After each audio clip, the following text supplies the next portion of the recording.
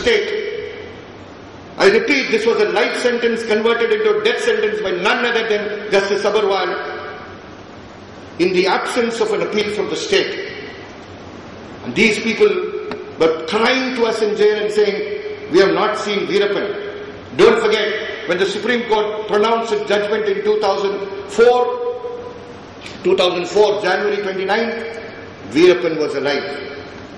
And we can understand the mental breakup of a Supreme Court judge who on the one side is able to see that the Veerappan is still there and these chaps are before us. On the 29th of January, they were given death sentence. Their date was fixed for their hanging on the 16th of April 2004. Clemency petitions went. A review petition was filed prior to the clemency, prior to the date fixed for the hanging.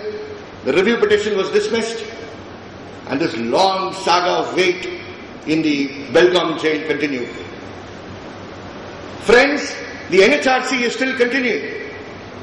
The 2003 Justice Sadashiva report categorically held that human rights violations had taken place, that rape had taken place, extrajudicial killings had taken place,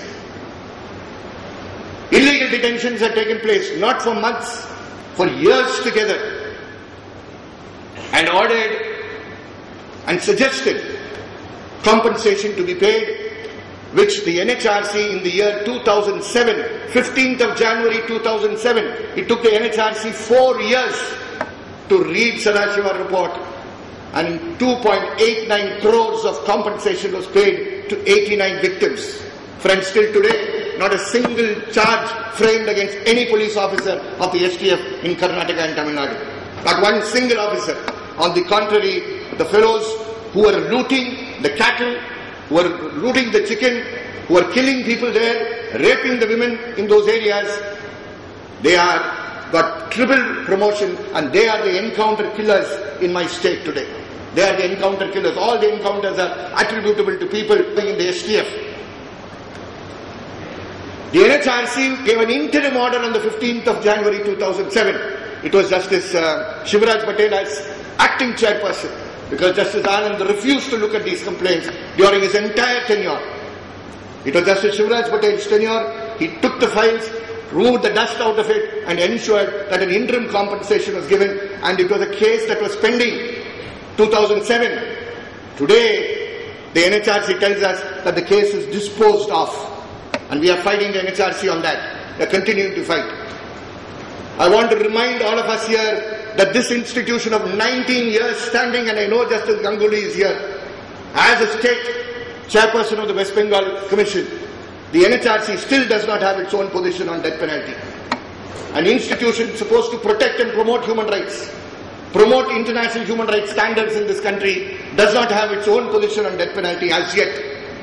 And this is a case of these 4 people, this is a case of a human rights violation which is pending before them. And therefore, in right earnest, I think our appeal should be first to the NHRC saying, you now intervene before the Supreme Court using the provisions under Section 12 with the permission of the Supreme Court to explain that the case is a case of victims of human rights violations against whom false charges have been framed, and as a result of which this whole conviction has taken place. We are there with the Bhullar judgment on people who are charged with TADA, and if there is somebody who that judgment should follow, it will be immediately us, these 4 who will be on the next list. Friends, those in the jail there are together with others in other cases against whom also stays have been obtained at the Supreme Court. And I can tell you, all of them are extraordinary people, extraordinarily innocent people. One of them, Jnana Prakasam, was a person who was working in the priest's sacristy, and he was called by the police in the night, and the parish priest of Matali in Mysore diocese actually told the police, I will come and take him from your custody later in the night. Poor old man, he refused to go to the police station that night. He went at 8 o'clock in the morning only to hear that he had been moved to the Mysore Central Prison on the TADA charges. This Father D'Souza was so worried that when we had the campaign against death penalty in Matali, he said, this for the sin that I committed of handing over Jnana Pragasam to the STF, I will ensure that whatever police force comes here, the conference against death penalty will take place within the church compound, in which thousands of STF victims participated. And therefore, this is not on behalf of the 4 families of those who are on the death row that we speak today. We speak on behalf of thousands and thousands of victims of STF violence who have not been compensated, for whom no prosecutions have been lodged, but for their entire lives they have rehabilitation to be performed. Many of them continue to come to our physiotherapy center because of the shocks, the electric shocks that they have sustained during the torture that has taken place. And therefore, together with all of you on the dais here, with all of you here, and the thousands and thousands of people in this country who are claiming that death penalty should be abolished, we also join them, not because the 4 of them should be saved, but everybody on a death row has to be saved. This country has to be saved, and sanity has to prevail. Thank you.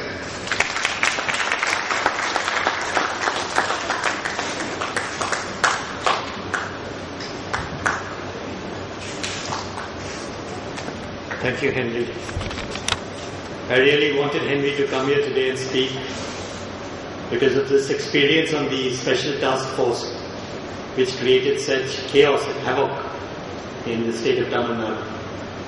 And it's a story that some persons in the north of India have missed. It's very well known in the south, but in the north, many of us have missed the story. And for me personally, it broke my heart actually to argue that case, because the state appeal for enhancement had been dismissed. And I argued the case and the court enhanced the sentence from life imprisonment to death, even with the state appeal being dismissed. So it was quite a tragic case in the history of death sentences in this country. Yeah, state appeal was filed late and dismissed. So it was an extraordinary case where the state appeal for enhancement was dismissed. Anyway, that was a very sad day for me to have those death sentences ordered. And now, Shailesh Rai of Amnesty International will speak. And I must tell all of you, and you don't have to actually get up right now to get it, but there's a very nice book written by Amnesty International called Lethal Lottery, which has studied the judgments of the Supreme Court up till 2006. It's a book that's available for all of you. Each one of you will get a copy. So take it after the program ends. Shailesh, please.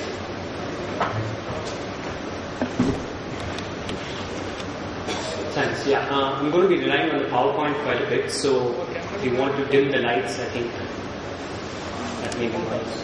So if anyone can't see it, I'd suggest you move to a position where you can. So I'm going to be talking about the lethal lottery that developed. And I think fundamentally it's about how the arbitrariness and the bias that is inherent in the death penalty make it unjust and make it really little more than just a lottery where whether you die or whether you don't depends just on your luck. So I think many of the people who've already spoken and many more who'll speak to you today will talk about the ethical and moral arguments against the death penalty. The fact that it's irreversible, the fact that you can't really use an execution to condemn a killing, which is what the death penalty does. The fact that, some people believe that only God has the right to take away life because only God gives life. And all those arguments are very strong. And there is the argument, of course, that there is no evidence to show that the death penalty has any deterrent effect at all.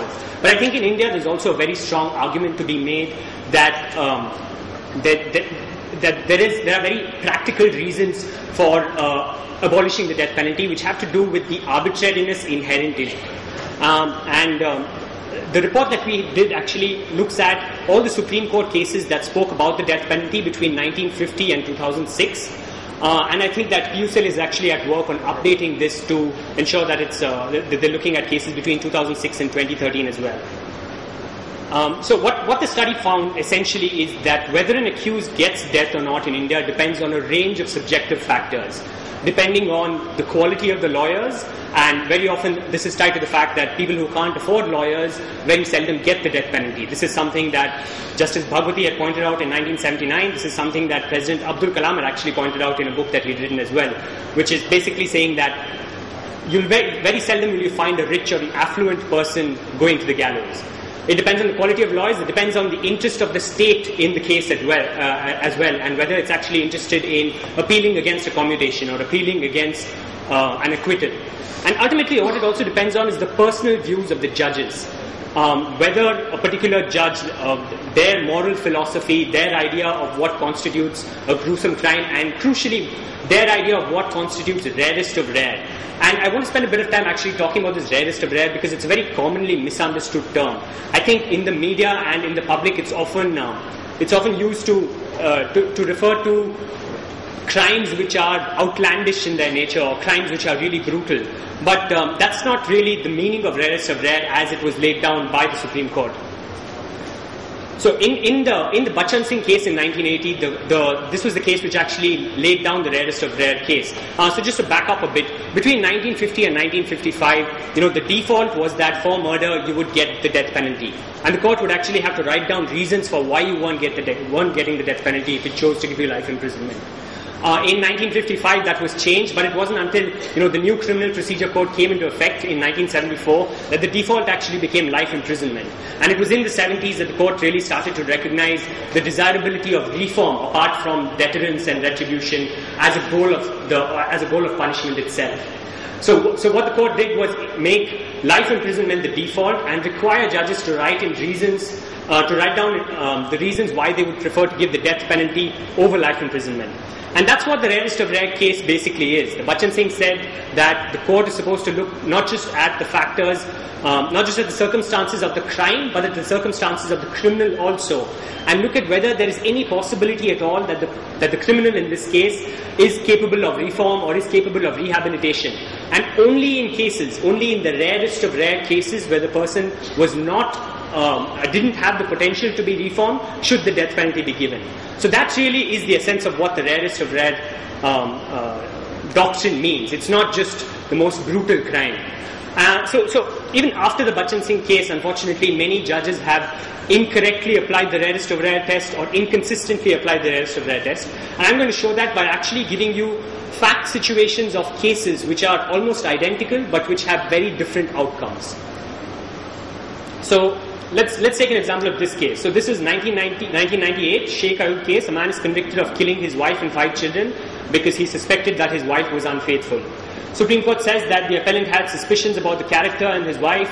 Murders were because of unhappiness and frustration, and the sentence was commuted. So commuted means reduced from the death penalty to life imprisonment. So, which is great, of course. Sentences should be commuted. But in another case, so that's just two years earlier, almost identical circumstances. Man convicted of killing his wife and 5 children because he suspected infidelity. In this case, the Supreme Court says it's the most heinous, cold-blooded and gruesome murder that sends a chill down our spine and shocks our judicial conscience. Exact same case, completely different outcome. Sentence was upheld. Let me give you another case. State of Maharashtra versus Suresh.